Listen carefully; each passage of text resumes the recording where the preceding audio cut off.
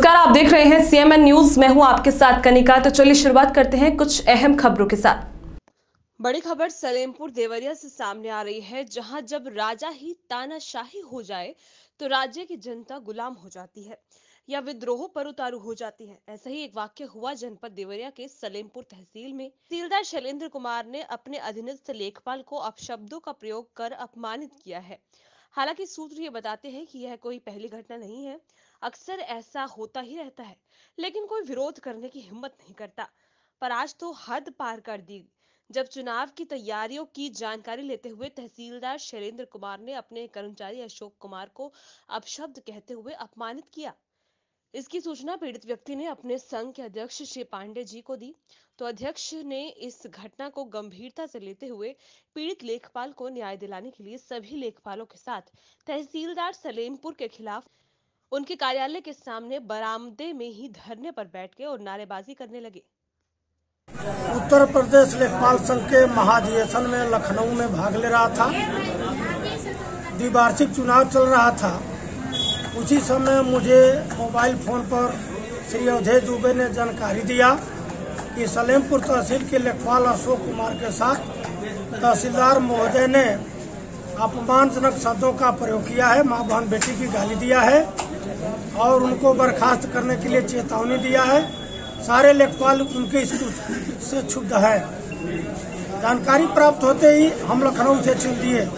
आज 10 बजे तहसील मुख्यालय पर संपूर्ण लेखपाल उस घटना से क्षुब्ध होकर के धरना स्थल पर आपातकालिक बैठक करते हुए निर्णय ले लिए कि अगर तहसीलदार साहब क्षमा याचना नहीं मांग करते हैं और उनका स्थानांतरण तहसील से बाहर नहीं कराया जाता है तो हम लेखपाल सरकारी कार्य का बहिष्कार करते हुए धरना पर उनके कार्यालय के सामने बैठेंगे।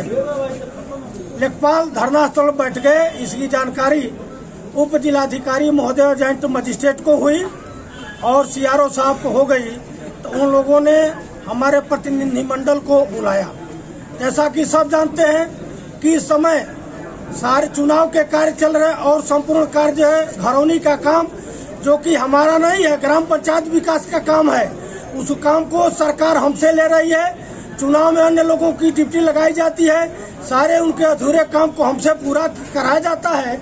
इतना वर्कलोड हमारे पर और हमारे अधिकारी लोगों पर भी है। तहसीलदार साहब ने स्वीकार किया है कि काम के अधिकता के चलते मैं बहुत तनाव में था, तनाव के चलते मुझसे कुछ त्रुटि हो गई है।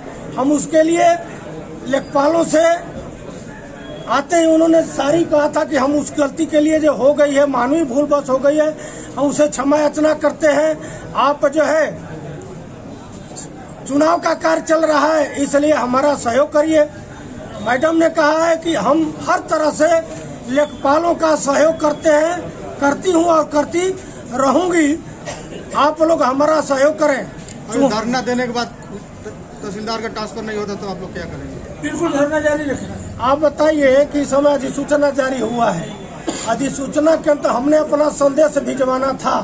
हमारा रहेगा मांग की जो है, चूंकि हम काम नहीं कर पाएंगे, लेकिन एक विधि सम्मत अड़चन के कारण तत्काल में उनका स्थानांतरण हो सकता है बिना चुनाव आयोग के परमिशन के। इसलिए हमारी मांग में वह है, वह ख्याल में रहेगा और समय आते ही जो है उस मांग को भी पूरी करा लिया जाएगा। अपना परिचय बता दीजिए। चंद्रभूषण पांडे। वीडियो को लाइक करें, शेयर करें और चैनल को सब्सक्राइब करें।